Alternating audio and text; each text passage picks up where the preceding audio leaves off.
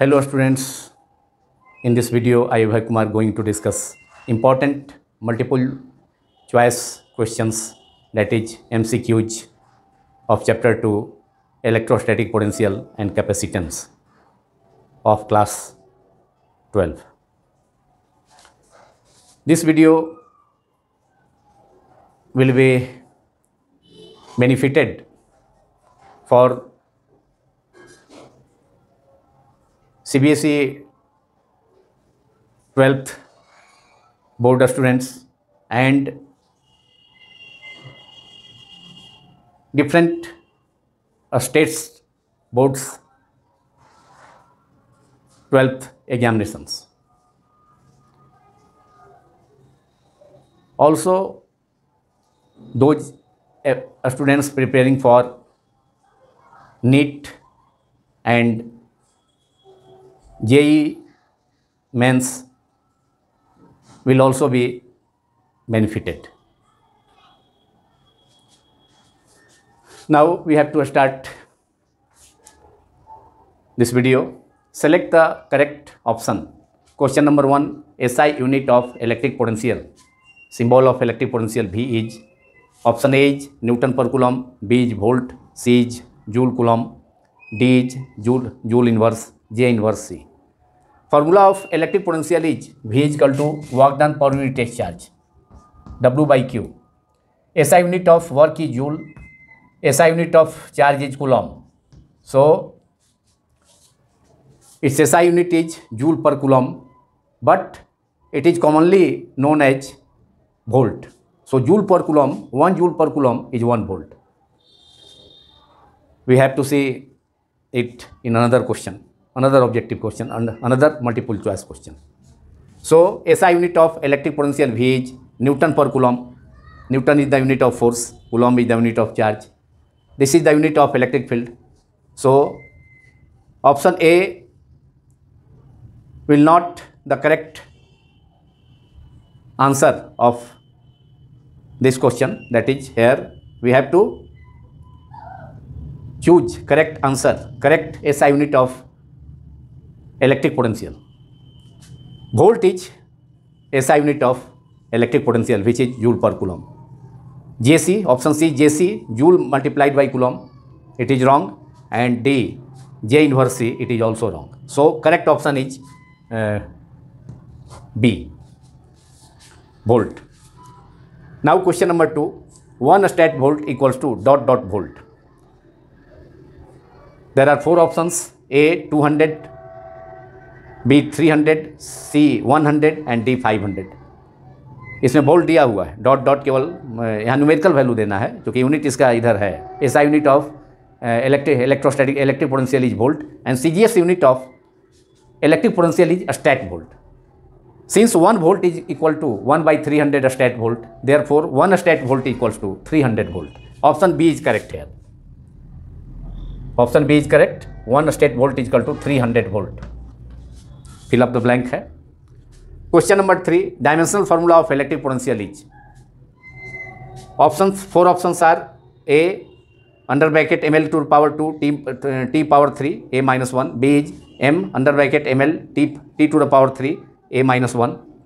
C is ml to power 2 t3 a minus 2, and option D is ml to the power 2 t minus 3 a minus 1. Formula for electrostatic potential is work done per unit charge. Dimension formula of work is ml to the power 2 t minus 2, and dimension formula of charge is AT. Therefore correct answer is correct option D is correct. Here option D is correct. Dimension formula of electrostatic potential is ml to the power 2 t minus 3 a minus 1. A का a to the power 1 denominator में है, ऊपर आके numerator में a minus 1 हो जाएगा, और t भी है AT, चार्ज का dimension formula AT, t to the power 1 numerator में आके -1, और ऑलरेडी पहले से पावर वर्क का dimension formula ml to the power 2 t minus 2 था. एक और पावर ऐड हो जाएगा नेगेटिव पावर t में, तो t minus 3 a minus 1. So dimension formula of electric potential is under bracket ml to the power 2 t minus 3 a minus 1. Option D is correct. अगर exam में OMR seat provide होता है तो उस situation में D के circle को, option D जो करेक्ट आंसर है उसके सर्किल को पूरा कलर करना होगा ब्लू और ब्लैक पेन से. Question number 4, 1 volt is equal to, अब यहाँ पोटेंशियल का फिर है, वो SI unit of potential is 1 volt. 1 volt is equal to A 1 joule, 1 J, B 1 joule per coulomb, C 1 coulomb per joule and D 1 J सी।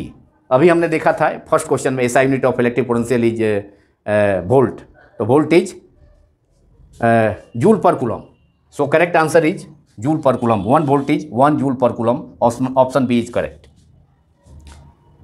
तो electrostatic potential के unit को SI unit volt होता है, उसको अगर वोल्ट ना देकर joule per coulomb दिया तो वो भी जो है एसआई यूनिट ही है वोल्ट का। 1 वोल्ट को का वैल्यू 1 जूल पर कूलम है। तो इस ढंग से भी बोर्ड एग्जामिनेशंस में पूछा जाता है। 1 volt is equals to how much, तो 1 joule per coulomb. Now question number 5, the value of electric potential at a distance R from a point charge Q is, option A 1/4 pi epsilon naught into Q by R, option B is 1/4 pi epsilon naught Q by R square, option C Q into R upon 4 pi epsilon 0 and option D 1/4 pi epsilon 0 into Q square by R. यहाँ भी electric potential का किसी point charge Q से R distance पर कितना potential का value होगा। तो पॉइंट चार्ज, कोई पॉइंट चार्ज अगर क्यू है वैक्यूम में और एयर में, यहाँ से इस पॉइंट चार्ज प्लस क्यू से आर डिस्टेंस पर कोई पॉइंट पी है, तो यहाँ पर पोटेंशियल का जो वैल्यू होगा वह होता है 1/4 pi epsilon naught Q by R. Because potential जो होता है आर का फंक्शन होता है, potential is inversely proportional to R, R square का फंक्शन नहीं होता है। आर स्क्वायर का फंक्शन होता है electric field intensity, E is equal to electric field intensity at a point due to a point charge q is 1/4 pi epsilon naught q upon r square, but potential is 1/4 pi epsilon 0 q by r। Option A is correct. और यह भी question कभी कभी board examinations में इसे भी पूछा जाता है। Question number 6, relation between electric field E vector and electric potential भी इज, काफ़ी इंपॉर्टेंट मल्टीपल चॉइस क्वेश्चन है। A is, option A is E vector is equal to D V by D R, B is equal to E vector is equal to minus D V by D R, C is E is equal to D V into D R and option D is E is equal to minus D V by D R, minus D V into D R, not D V by D R. D V by D minus D V by D R is the answer, option B, and it is correct answer. Relation between electric field and potential is E is equal to minus D V by D R, that is electric field is equal to negative potential, D V by D R is rate of change of potential with distance, that is potential gradient, minus sign है negative potential gradient. तो electric field intensity किसी point पर negative potential gradient के equal होता है, और negative sign यह represent करता है माइनस साइन कि इलेक्ट्रिक फील्ड का डायरेक्शन उस डायरेक्शन में होता है जिधर पोटेंशियल फॉल करता है। तो पोटेंशियल फॉल करने का जो डायरेक्शन होगा वह इन्फिनिटी की ओर होगा, मतलब पॉइंट चार्ज के अवे इलेक्ट्रिक पोटेंशियल का वैल्यू फॉल करेगा, जबकि पॉइंट चार्ज के लॉन्ग, इन्फिनिटी से पॉइंट चार्ज के लॉन्ग पोटेंशियल का वैल्यू इंक्रीज करेगा। क्योंकि electric potential is work done in taking unit charge from infinity to a point inside the electric field. Infinity से यूनिट चार्ज को इलेक्ट्रिक फील्ड के किसी पॉइंट तक लाने में जितना वर्क डन किया जाता है वह वर्क डन उस पॉइंट पर इलेक्ट्रिक पोटेंशियल कहलाता है और इलेक्ट्रोस्टैटिक पोटेंशियल कहलाता है। तो minus sign here indicates that the direction of electric field is along which electric potential is falling और decreasing, so minus sign is taken. तो correct answer is E is equal to minus D V by D R. तो यह question, यह multiple choice question काफ़ी important है, और यहाँ तक कि यह question objective multiple choice question के अलावा शॉर्ट क्वेश्चन, 2 मार्क्स के शॉर्ट क्वेश्चन में इस रिलेशन को डिराइव करने के लिए भी यूजुअली अक्सर पूछा जाता है डिफरेंट स्टेट्स बोर्ड्स एग्जामिनेशंस में, और सीबीएसई बोर्ड एग्जामिनेशन में भी इसे डेरिवेशन को पूछा जा सकता है।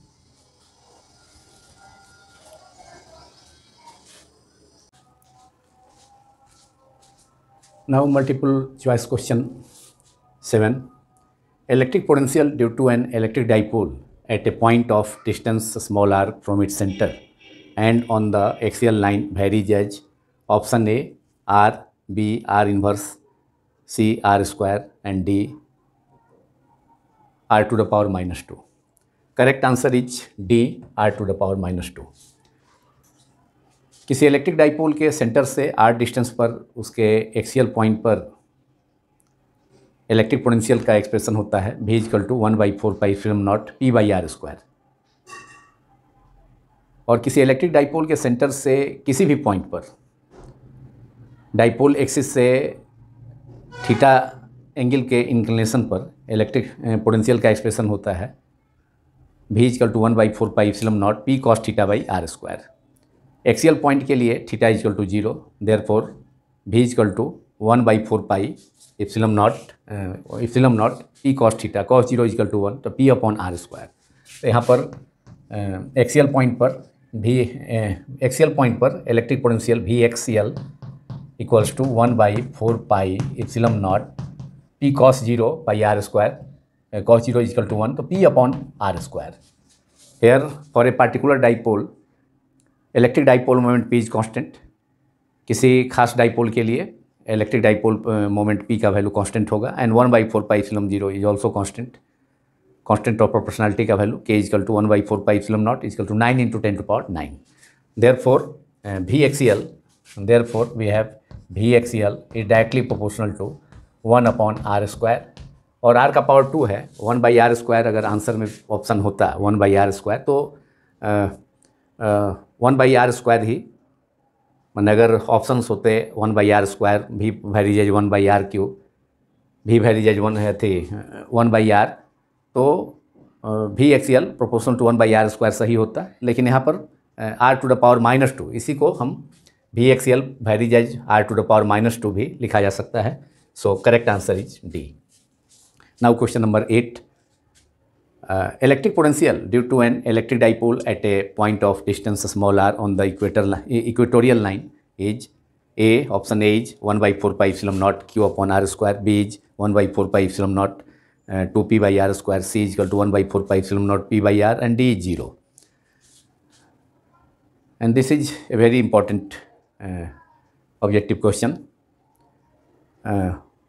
अब यहाँ पर फिर इलेक्ट्रिक डाइपोल के सेंटर से r डिस्टेंस पर उसके इक्वेटोरियल लाइन पर, मतलब उसके डाइपोल के परपेंडिकुलर बिसेक्टर पर कोई पॉइंट अगर होगा तो वहाँ पर V equatorial equal to 1/4πε0 P cos 90, theta equal to 90 हो जाएगा इक्वेटोरियल पॉइंट के लिए। परपेंडिकुलर बिसेक्टर पर इलेक्ट्रिक डाइपोल के परपेंडिकुलर बिसेक्टर पर कोई पॉइंट लाइज करेगा तो उस स्थिति में, उस सिचुएशन में थीटा इक्वल टू 90, तो P cos 90, तो cos 90 0, therefore V equatorial equal to 0। Equatorial line पर इलेक्ट्रिक फील्ड इंटेंसिटी या पोटेंशियल 0 हो जाएगा। तो यहाँ पर V इक्वेटोरियल पॉइंट पर डाइपोल के कारण, EQ stand for equatorial means the point lie on the perpendicular bisector, 1/4πε0 जो फार्मूला है P cos 90 इक्वेटोरियल पॉइंट पर upon r², cos 90 equal to 0, therefore V equatorial equal to 0। Electric dipole के centre से उसके equatorial position पर कोई equatorial point पर electric potential का वैल्यू 0 होगा।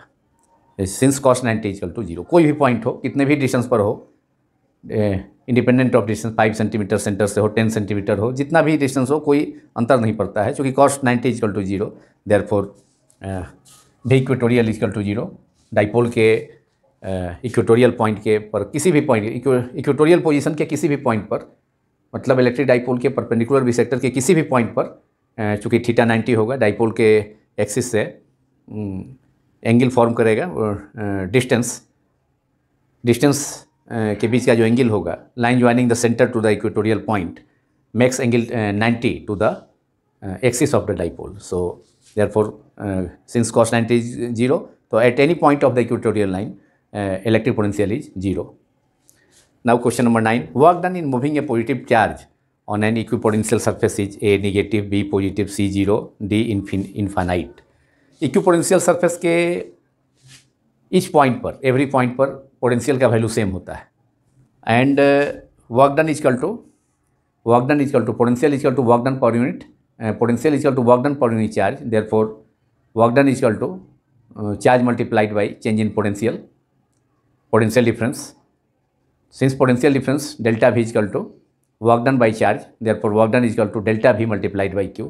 और चूँकि इक्विपोटेंशियल सरफेस है, at every point of the equipotential surface potential is same, so change in potential between 2 points of an equipotential surface is 0, therefore work done is also 0.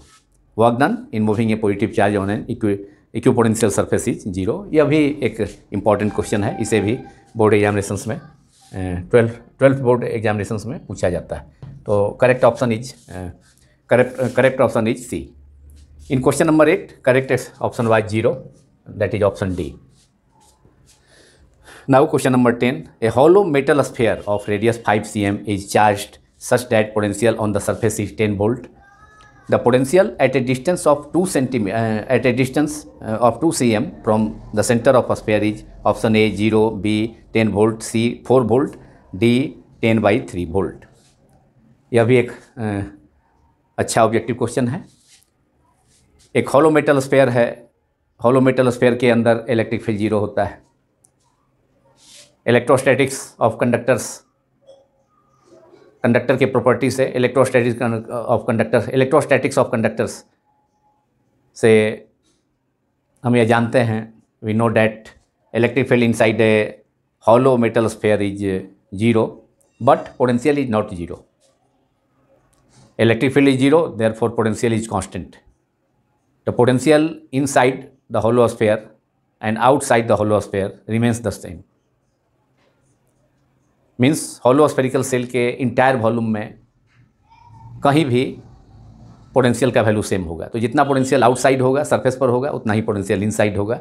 Therefore hollow sphere के centre से 2 centimetre distance पर, चूँकि hollow sphere का radius 5 centimetre है, तो centre से 2 centimetre distance का मतलब है कि वह पॉइंट होगा, वह पोजीशन होगा हॉलो स्फेयर के अंदर ही, इनसाइड ही। तो चूँकि आउटर सरफेस पर हॉलो स्फेयर के सरफेस पर पोटेंशियल 10 वोल्ट है, तो अंदर सेंटर से 2 सेंटीमीटर डिस्टेंस पर भी पोटेंशियल उतना ही होगा, 10 वोल्ट ही होगा। चूँकि इंटायर वॉल्यूम में हॉलो चार्ज कंडक्टर के चार्ज हॉलो मेटल स्फेयर है, तो उसके इंटीरियर में जितना पोटेंशियल होगा उतना ही, पोटेंशियल जो कांस्टेंट है, तो जितना इंटीरियर में पोटेंशियल इंटीरियर में उतना ही होगा जितना कि उसके सरफेस पर है। That is potential inside the hollow metal sphere is equal to potential outside the hollow sphere, that is constant. So correct option is 10 volt because at the surface of the metal sphere potential is 10 volt. So correct answer is B. Correct option is B, 10 volt.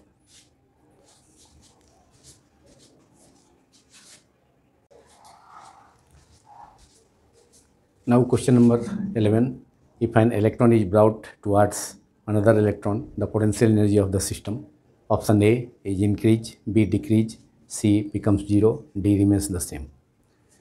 यदि किसी electron को दूसरे electron के नज़दीक लाया जाता है, निकट लाया जाता है, तो पूरे सिस्टम का पोटेंशियल एनर्जी बढ़ेगा, ऑप्शन ए है। बी घटेगा, सी 0 होगा और डी कोई रिमेन्स द सेम, कोई चेंज नहीं होगा। तो यहाँ potential energy option A is correct because there is work done against the repulsion force when another electron is brought towards the first electron. There is work done against the repulsion force, so potential energy of the system will increase. Option A is correct. Question 12 is dielectric constant of a metal is A 1, B greater than 1, C 0, D infinite। तो dielectric constant of a metal is infinite. अगर इसी question में dielectric constant of a metal की जगह water होता, water का भी dielectric constant high होता है, और इसे भी 12th बोर्ड एग्जामिनेशंस में पूछा जाता है। तो अगर dielectric constant of water is, तो उसमें भी 4 ऑप्शंस, डिफरेंट ऑप्शंस होते, 1, B 80, C 0, D infinite. Correct answer होता 80।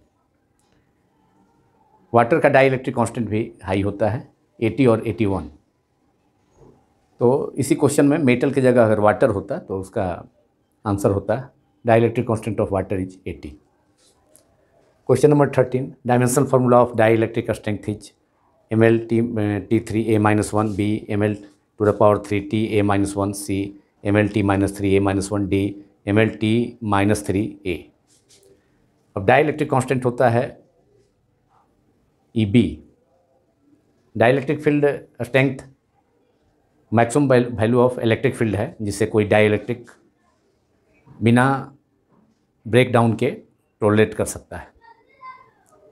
Maximum value of electric field that a dielectric can tolerate without break down, without electrical break down. तो E equal to, इसका formula होगा EB equal to VB upon D, potential difference upon distance. तो dimension of potential difference upon dimension of distance, that is dimension of potential difference is ml to the power 2 T-3 A-1 and dimension of distance is L D the distance, the dimension symbol of distance is L under bracket L। तो denominator में L का power 1, numerator के L का power 2 है, potential difference उससे cancel हो जाएगा। तो यहाँ option C is correct, ml T-3 A-1, ml T-3 A-1, this is the correct of option. That is dimension formula of dielectric strength is ml T-3 A-1। Now question number 14, dimension formula of capacitance is very very important, BBI multiple choice objective question. इसे different boards examinations में, state boards या CBSE board में, CBSE board में भी पूछा जा सकता है, और डिफरेंट स्टेट्स बोर्ड्स में भी इसे अक्सर पूछा जाता है। तो dimension formula of capacitance is, option A is M-1 L-2 T4 A2, B ML-2 T4 A to the power 2, C M-1 L to the power 2 T-4 A2, D ML-2 ML-2 T-4 A to the power 2. Correct answer is, correct option is A, because C is equal to Q by V होता है, capacitance is equal to Q by V, dimension formula of capacitance is equal to dimension formula of charge by dimension formula of potential difference. अभी dimension formula of potential difference का use हुआ था इसके पहले वाले problem में dielectric strength में, और चार्ज का डायमेंशन फार्मूला होता है AT, और dimension formula of potential difference भी is ml to the power 2 T-3 A-1। So correct option is, correct answer is, correct option is A, M-1 L-2 T4 A to the power 2, it is the dimension formula of capacitance. Capacitance का dimension formula ही हो गया, option A. Now question number 15, SI unit of capacitance is A volt per coulomb, B metre cube, C farad, symbol capital F and D Newton. Correct option is C। So SI unit of capacitance is farad. यह भी एक important multiple choice question है, इसे भी अक्सर पूछा जाता है बोर्ड एग्जामिनेशंस में। SI unit of capacitance is farad. Now question number 16, the potential difference between the plates of A parallel plate capacitor is constant when air between the plates replaced by a dielectric material, the electric field intensity, option A decrease, B unchanged, C becomes 0 and D increases. Correct answer is decrease. So option A is correct, because when a dielectric medium is introduced between two parallel plates of a capacitor, then electric field decreases by 1 by K factor, that is E medium is equal to E naught upon K. E naught is the electric field between the plates of a capacitor when air is present, and E capital E is the electric field intensity when a dielectric material of dielectric constant K is introduced. So formula is E is equal to E medium, electric field in the medium between two plates is E naught upon K, और air के लिए और vacuum के लिए K is equal to 1, और other dielectric material के लिए K is greater than 1। तो if K is greater than 1 then E is greater than, E is smaller than E0, मतलब E0 is the electric field between two plates when no dielectric medium is present, that is when air is present. तो electric field intensity is not है। जब capacitor के दोनों plates के बीच में K dielectric constant का मीडियम रख दिया गया, तो electric field intensity is equal to E naught by K। तो 1 बाई K टाइम से हो गया, मैंने K का वैल्यू 1 से ज़्यादा है एयर को छोड़ करके, except air dielectric constant value of K is greater than 1. If K is greater than 1, then E is smaller than E0. Therefore, electric field between two plates will decrease. यह भी एक important question है जो CBSE examination या other boards examination में पूछा जा सकता है.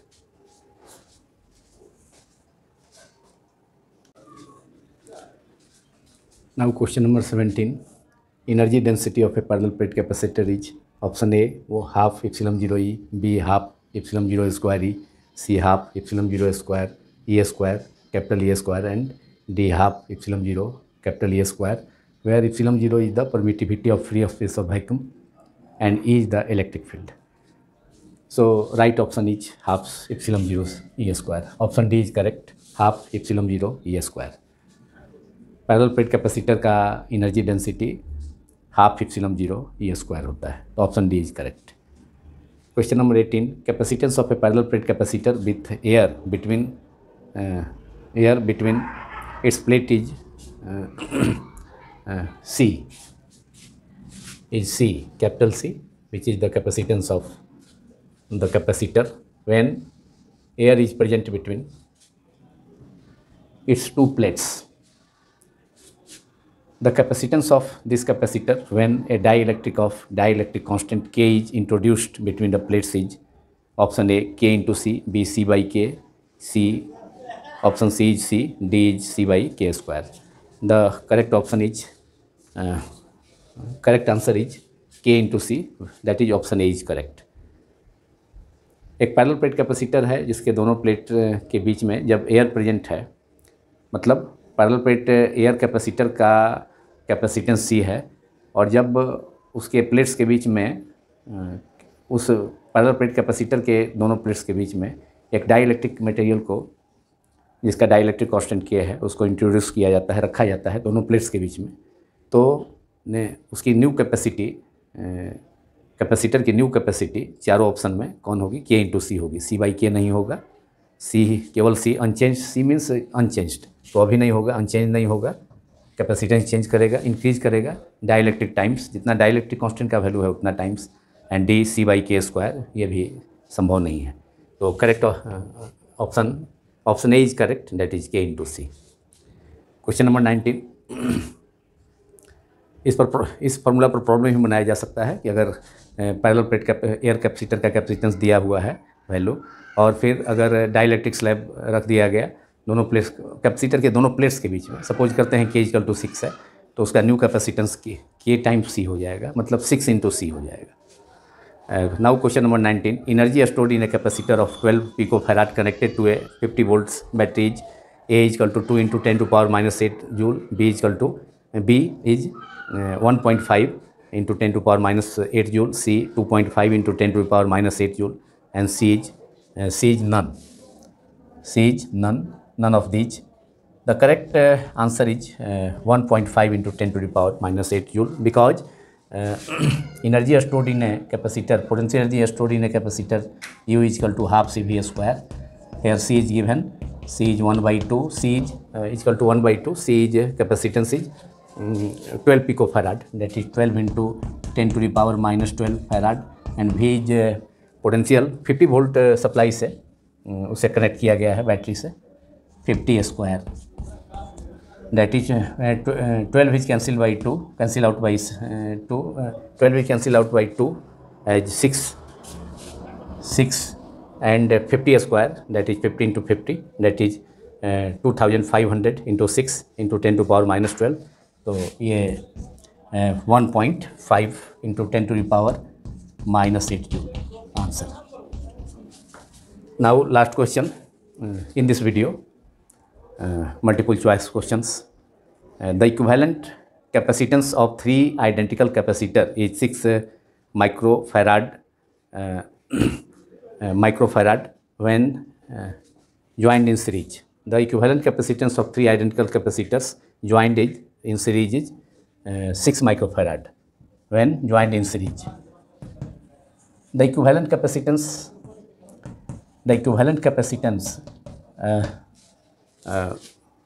after joining them in parallel will be 18 microfarad, B 2 microfarad, C 54 microfarad, and D 3 microfarad.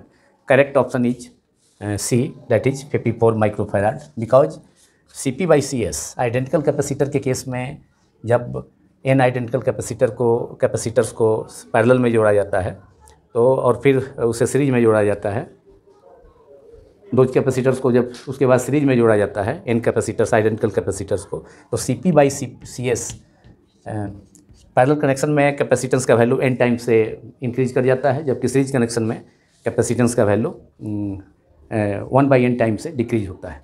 तो Cp by Cs equal to n square, here Cs is given parallel total capacitance equivalent capacitance in series connection of 3 identical capacitor is given which is 6 microfarad, and number of identical capacitors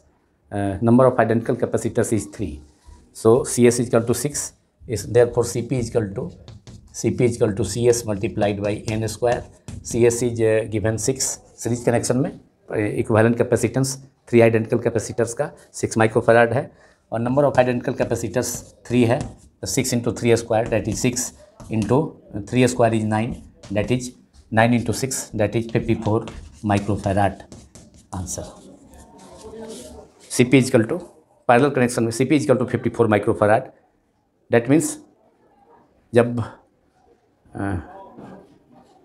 3 identical capacitors को parallel connection में जोड़ा जाएगा तो उसका capacitance 54 microfarad होगा, जबकि series connection में connect करने पर उसका एक टोटल कैपेसिटेंस और इफेक्टिव कैपेसिटेंस और equivalent capacitance 6 microfarad. So when 3 identical capacitors are joined in parallel connection, then their equivalent capacitance will be 54 microfarad. So correct answer is 54 microfarad, option C. इसी multiple choice question 20 के solution के साथ यह video समाप्त होता है। यह video multiple choice question का इस चैप्टर का फर्स्ट पार्ट है। मल्टीपल चॉइस क्वेश्चन वैसे असर्शन रीजन क्वेश्चन का एक पार्ट का एक वीडियो बनाया जा चुका है इस चैप्टर का, लेकिन 4 ऑप्शंस वाले क्वेश्चन का जिसमें एक ऑप्शन सही है उसका ये फर्स्ट पार्ट है। ज़रूरत पड़ने पर और भी इसमें मल्टीपल चॉइस क्वेश्चंस इस चैप्टर में ऐड किए जा सकते हैं। यदि यह वीडियो आप सभी को पसंद आया हो तो इसे लाइक करें, दूसरों से शेयर करें तथा सब्सक्राइब करना भी न भूलें। Thank you very much.